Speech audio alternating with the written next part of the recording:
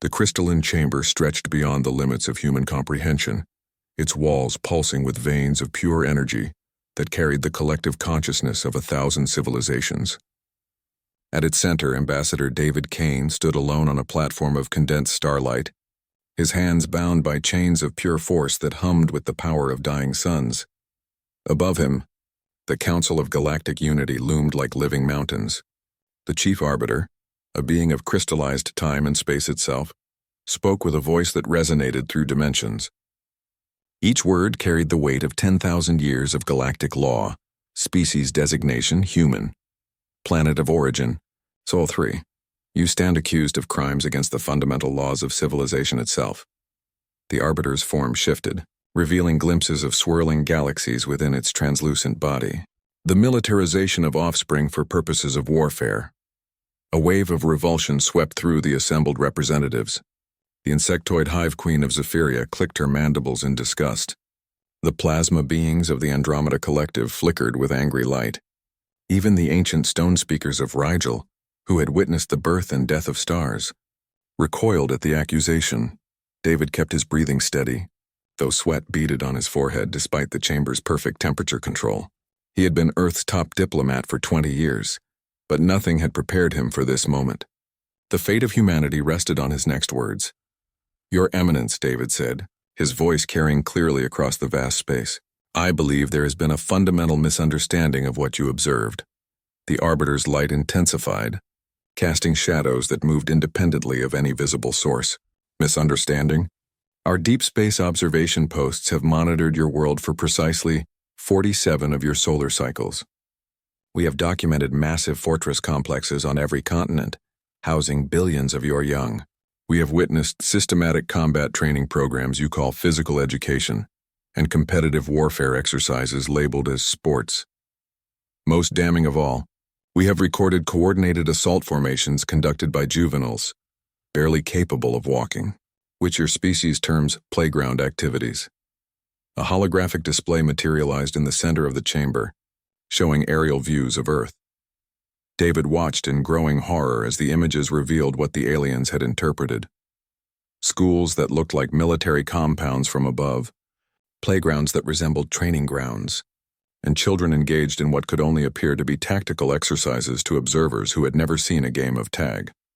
"The evidence is overwhelming," continued the Arbiter. "No civilized species in the history of the galaxy has ever dared to weaponize their own offspring. The very concept violates every principle upon which galactic society is built. Your species represents a threat to the natural order itself." David felt a smile threatening to break across his face and quickly suppressed it. The galaxy's most advanced civilizations had spent decades studying humanity, and they had gotten everything catastrophically wrong. He thought of his daughter Lucy, probably sitting in her third-grade classroom at that very moment, learning about the water cycle and trading Pokemon cards with her friends.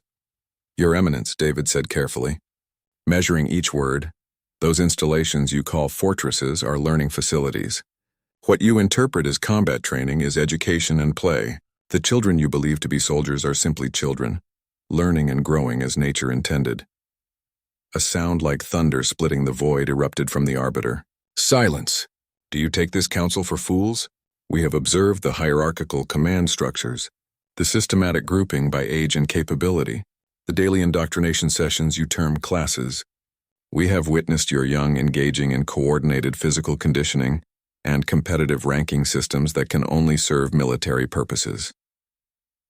The chamber's energy field began to shift, and David felt the platform beneath his feet start to dissolve. Around the massive arena, containment barriers were forming, trapping Earth's position in the holographic star map. "The sentence has been decided," the Arbiter announced. "Your species will be contained within your solar system. Your child warrior production facilities will be dismantled under galactic supervision. The corruption you call civilization will be purged from the galaxy before it can spread." As energy barriers began forming around Earth in the display, David closed his eyes. He thought of playground laughter, of children discovering their first books, of the wonder in young eyes seeing snow for the first time. The galaxy was about to learn what humanity truly was, but more importantly, they were about to discover what happened when someone threatened the children of Earth. The Council believed they were preventing a war. They had no idea they had just started. 1. And this war would not be fought by Earth's children. It would be fought for them by every parent, teacher, and guardian who had ever watched a child take their first steps, speak their first words, or smile with pure, innocent joy. The galaxy was about to learn that there was no force in the universe more dangerous than love. 3 weeks after the Council's ultimatum, Admiral Vextar of the Centaurian Defense Fleet led the largest peacekeeping armada in galactic history toward the Sol system. His flagship, the Eternal Vigilance, stretched 20 kilometers from bow to stern and carried enough firepower to shatter planets. Sensor reading confirmed, reported Lieutenant Mordak, his 6 arms dancing across the holographic control interface. The target planet shows massive energy signatures consistent with military installations. The human child soldier facilities are even more extensive than our initial reconnaissance indicated. Admiral Vextar studied the tactical display with his primary eyes while his secondary pair scanned the fleet formation data. The readings were staggering. Thousands of massive structures dotted every continent, each one pulsing with activity. They make no attempt to conceal their operations. How many juvenile combatants do our projections indicate? Sir, Mordak's voice carried a tremor of disbelief. Preliminary scans indicate approximately 1.8 billion active personnel in the 5 to 18 age demographic. They are all concentrated within the fortified compounds we've designated as military academies. The bridge fell into stunned silence. Even the ship's atmospheric processors seemed to quiet their humming. Admiral Vextar's exoskeleton clicked nervously, a sound that echoed in the vast command chamber. No civilization in galactic history had ever fielded an army approaching such magnitude. Sir, came another voice from the communications station. We are receiving multiple transmissions from the planet. They are requesting immediate dialogue. Display the transmission. The main view screen shifted to reveal a human female standing in what appeared to be a command center. Behind her, smaller humans moved with practiced efficiency between rows of glowing terminals. The woman's graying hair was pulled back severely, and her eyes held the sharp intelligence of a seasoned military commander. I am Director Rebecca Hayes of the Global Education Consortium, the woman said, her voice carrying clearly across the void. Admiral Vextar, I presume. We have been monitoring your approach and would very much like to discuss the current situation. Vexitar's translator unit struggled with the unfamiliar terminology. Education Consortium. The words seemed to shift meaning as his systems processed them. Military command structure was the closest approximation his database could provide. Do not attempt to deceive this fleet, Vextar responded, his voice carrying the authority of 1,000 successful campaigns. Our sensors have detected coordinated mass movements, competitive ranking protocols, and hierarchical command structures operating within your installations. We have observed your juveniles engaging in mock combat exercises on a daily basis. Director Hayes was quiet for a long moment, and when she spoke again, her voice carried a dangerous undertone that made Vextar's combat instincts activate. Admiral, those mock combats you observed were games, sports, recreation activities, and if you harm so much as a single child on this planet, you will discover what human military capability actually encompasses. The transmission abruptly terminated, leaving Vexitar staring at a blank screen. Around him, his officers exchanged uneasy glances. The human's tone had carried implications that their combat analysis systems couldn't quite parse. Sir? His intelligence officer spoke hesitantly. If the humans maintain 1.8 billion child soldiers in active service, what might their adult military personnel numbers be? Vextar didn't respond immediately. He was studying the energy readings from Earth more carefully now, and patterns were emerging that troubled him deeply. The power signatures weren't consistent with weapons facilities. They resembled something else entirely, something his species had no equivalent for. Communications, he ordered. Attempt to access their information networks. I want to understand what we're truly facing. Minutes later, Lieutenant Mordak's voice cracked with confusion. Sir, we've intercepted thousands of their data streams. The content is unusual. They appear to be broadcasting instructional materials on subjects like mathematics, literature, and something called finger painting. There are also massive databases dedicated to child nutrition programs and playground safety protocols. Elaborate psychological warfare, Vextar concluded, though doubt was beginning to creep into his voice. They seek to appear innocent while maintaining their military-industrial complex. But even as he spoke the words, Admiral Vextar was beginning to suspect they had made a catastrophic error in judgment. The human female's warning echoed in his mind, carrying implications he was only beginning to comprehend. If the humans possessed 1.8 billion children in what they claimed were learning facilities, and those children were truly innocent civilians rather than soldiers, then the galactic fleet had just threatened the most protected and precious resource of an unknown species. Every instinct Vexter had developed over centuries of warfare told him that threatening someone's children was the fastest way to transform a peaceful species into an unstoppable force of vengeance. "Sir," the communications officer called out again, "we're receiving another transmission. This one is not from their government. The signal identifies itself as the Parent-Teacher Association Coalition." Vextar felt his exoskeleton contract involuntarily. He had never heard those words before, but somehow he knew they spelled doom for his entire fleet. Colonel Maria Santos had been monitoring deep space communications from NORAD when the first alien transmissions were detected. Now, as she stood in the Pentagon's crisis center, she watched the implications unfold across dozens of tactical displays that painted a picture of humanity's greatest challenge. "The alien fleet has established a complete blockade," reported General Harrison, his weathered face grim with the weight of command. "They're demanding immediate surrender of what they call our juvenile warrior population for what they term rehabilitation and re-education. They refuse to acknowledge our attempts at diplomatic clarification." Maria pulled up the linguistic analysis logs on her workstation. "Sir, I've been analyzing their intercepted communications for 72 hours straight. They genuinely believe our educational institutions are military training academies. They interpret recess as tactical combat drills and school buses as armored personnel carriers. How is such a misunderstanding even possible? They've been observing us from the outer system for nearly half a century, but only through long-range sensors and gravitational lensing," Maria explained, pulling up satellite imagery. All they could detect were organized groups of children moving in coordinated patterns, following strict schedules, and engaging in what appeared to be systematic physical training. From their perspective, dodgeball resembles grenade training exercises and playground equipment looks like obstacle course infrastructure. General Harrison rubbed his temples, feeling the weight of 8 billion lives pressing down on his shoulders. And now they're threatening to liberate our children from what they perceive as forced military service. Maria turned to another screen showing global communication networks, and what she saw there made her breath catch in her throat. Something unprecedented was happening across the planet. Every school district, every parent-teacher organization, every youth sports league, every community center was spontaneously organizing. Social media networks buzzed with a singular, unified message that transcended language barriers. "Nobody threatens our children."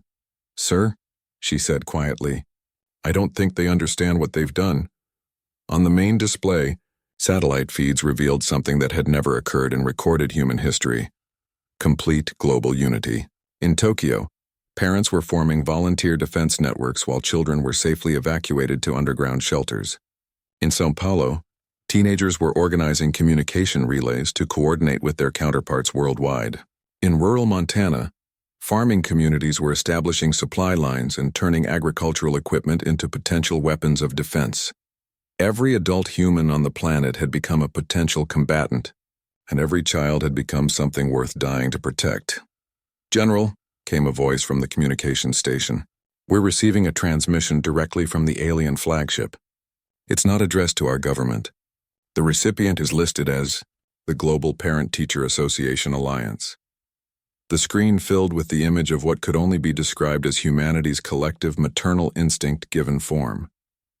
The transmission showed thousands of parents, teachers, and caregivers from every nation on Earth, speaking in unison across dozens of languages that somehow harmonized into a single, terrifying message. A woman who appeared to be a suburban mother stepped forward as their spokesperson. "This is Helen Rodriguez speaking for the Parent-Teacher Associations of Earth. Admiral Vextar, you have exactly 60 minutes to withdraw your fleet from our solar system, or we will demonstrate what human child-rearing methods actually produce." The transmission continued with footage that made even the seasoned military personnel in the Pentagon fall silent. Humans of all ages moving with terrifying coordination, not as soldiers following orders, but as a unified family protecting their most precious treasures. They think they're facing an army of child soldiers, Maria whispered, watching the displays with growing awe. Instead, they've awakened every protective instinct of the most adaptable and determined species the galaxy has ever seen. The alien fleet had intended to face a military threat. What they had actually done was threaten the children of a species that had spent millions of years evolving into the galaxy's most effective protectors of their young. Meanwhile, aboard the Eternal Vigilance, Admiral Vextar stared at the human transmission with growing horror. The beings on the screen didn't look like military commanders. They looked like something far more dangerous, parents who had been told their children were in danger. "Sir?" Lieutenant Mordak's voice was barely above a whisper. "Analysis indicates that the humans are not operating under any centralized command structure. They appear to be functioning as a single massive family unit responding to a perceived threat to their offspring." Vextar's 6 arms trembled as the implication struck him. His own species laid eggs and left them to develop independently. He had no frame of reference for understanding creatures that would risk everything to protect their young. "What have we done?" he whispered. The countdown had begun. 59 minutes and 37 seconds until humanity showed the galaxy what happened when someone threatened Earth's children. The first shot was fired at exactly 14:23 Earth Standard Time, when a single Centaurian reconnaissance probe descended toward Roosevelt Elementary School in Cedar Rapids, Iowa. It was meant to be a peaceful extraction mission, a gentle demonstration of galactic authority to retrieve a few child soldiers for analysis and rehabilitation. The probe never made it past the playground equipment. Aboard the Eternal Vigilance, Admiral Vextar watched in stunned silence as his supposedly superior technology was neutralized by a coordinated response that defied every model of warfare his species understood. "Report," he barked, his exoskeleton clicking with agitation. Lieutenant Mordak's voice shook as he read the tactical data. "Sir, the probe was surrounded within moments of landing. Adult humans formed protective barriers around the juveniles using improvised materials, playground equipment, and their own bodies. They then began neutralizing our reconnaissance unit using primitive projectiles, maintenance tools, and coordinated tactical positioning. But that's not the concerning part." "Sir?" "Explain." "The children, sir. They weren't displaying fear responses or panic behaviors. They were organizing. The older juveniles shepherded the younger ones to safety with military precision, while others began systematically dismantling our probe using basic tools from their educational facility. Sir, they reverse-engineered our reconnaissance technology in under 12 minutes. Vextar's 4 primary eyes blinked independently, a sign of extreme distress among his species. 8-year-old humans dismantled Centaurian advanced technology. Sir, it gets significantly worse. They're communicating, all of them, across the entire planet. The main display shifted to show global communication networks, and what Vextar observed challenged everything he understood about civilization and warfare. The humans weren't operating under traditional military command structures. They were functioning as a single, massive organism protecting its most vulnerable components. Children were passing tactical information through systems the aliens had dismissed as recreational communication platforms. Parents were coordinating defense strategies through networks they'd assumed were for social interaction. Teachers were organizing supply lines using administrative systems designed for educational logistics. Sir, we're detecting massive energy signatures across the planet. Every educational facility is now broadcasting some form of coordinated signal.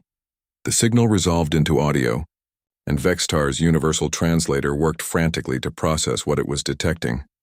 Nearly 2 billion human voices, both adult and juvenile, singing in perfect harmony. The song was something their database identified as "We Are Family," and its harmonic frequency was somehow interfering with Centaurian navigation systems throughout the fleet. "They're weaponizing music," someone whispered from across the bridge. But the worst revelations were yet to come. Intelligence reports flooded in from monitoring stations across Earth's surface. The humans weren't just defending themselves. They were innovating at a pace that terrified galactic observers. Children who had been conducting basic chemistry experiments were now creating compounds that could dissolve alien hull materials. Teenagers who had been programming recreational games were successfully hacking into Centaurian communication networks.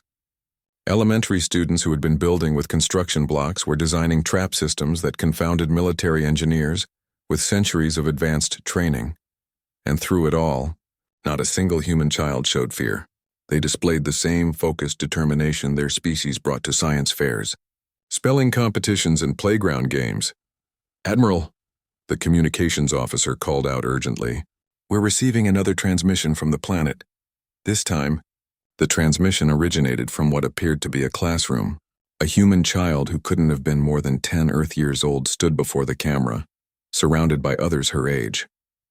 Behind them, educational displays showed technical schematics that made Vexitar's engineering staff pale with recognition. "Hello," the child said, waving cheerfully with the innocent enthusiasm only the young possessed. "I'm Emma, and this is my 4th grade class. We've been studying your technology, and we think we understand your mistake now." Behind her, other children held up diagrams showing technical analyses that represented centuries of Centaurian engineering development, now explained in crayon and construction paper. "You see," Emma continued with the patient tone of a teacher addressing a confused student, "you thought we were soldiers because you don't understand what human children actually are. We're not warriors designed for battle. We're learners designed for discovery. And the most frightening thing about human children isn't that we can fight when we have to." She smiled with pure innocent joy, and Admiral Vexitar felt his exoskeleton shiver with instinctive dread. "It's that we can learn absolutely anything." 5 days later, Admiral Vexitar found himself in the most unprecedented situation of his distinguished military career, sitting in a tiny plastic chair designed for 6-year-olds, in an elementary school classroom on Earth, surrounded by human children who were patiently explaining quantum mechanics, using finger paints and construction paper. "You see, Admiral Vexitar," said Emma, who had apparently appointed herself as his personal instructor, "your faster-than-light drives work on exactly the same principle as this paper airplane, just with folded spacetime instead of folded paper." The Admiral, one of the most decorated military strategists in galactic history, watched in complete bewilderment as a 9-year-old human demonstrated engineering concepts that had taken his civilization thousands of years to develop. Around him, other children were cheerfully showing his officers everything from basic mathematics to advanced psychology, all with the infectious enthusiasm that humans seem to apply to every learning opportunity. "Emma," Vexitar said carefully, his translator converting his clicks and whistles into words the child could understand, "how long did it take your species to develop interstellar flight capabilities?" "Oh, we haven't figured that out yet," she replied with the matter-of-fact honesty that only children possessed. "But Tommy's big sister is in high school, and she says her physics class has some really interesting ideas about warp drive theory. Want to see what they've been working on?" Before Vexitar could respond, a group of teenage humans burst into the classroom, led by a lanky male carrying what appeared to be a working fusion reactor, constructed entirely from household appliances and recycled electronics. "Emma, tell your alien friends they can stop jamming our satellite communications," the teenager said with the casual confidence of youth. "My engineering team figured out how to boost our signals through their ship's communication arrays. Also, we think we've identified the efficiency problems in their energy distribution systems and have some suggestions for improvements." Vexitar's mandibles clicked involuntarily, a sound of pure astonishment. "You reverse-engineered our technology and improved upon it in less than a week?" "Well, yeah," the teenager shrugged as if the accomplishment was perfectly ordinary. "It was our weekend project. Oh, and some kids in Germany want to know if your species would be interested in participating in a cultural exchange program. They're organizing a model United Nations that includes alien representatives, and they think it would be educational." That evening, Vexitar stood in the same classroom where this unprecedented encounter had begun, composing the most difficult message of his long and distinguished career. Around him, human children had fallen asleep at their desks, exhausted from their day of inadvertently revolutionizing galactic science and technology. "Galactic Council of Unity," he began his transmission, his voice heavy with the weight of absolute certainty. "This is Admiral Vexitar reporting from Sol 3. I must inform the Assembly that we have committed an error of unprecedented magnitude and far-reaching consequences." He paused, watching a small human female sleep peacefully while clutching a mathematics textbook that contained theorems his own civilization's greatest minds had never conceived. The Humans do not train child soldiers as we believed.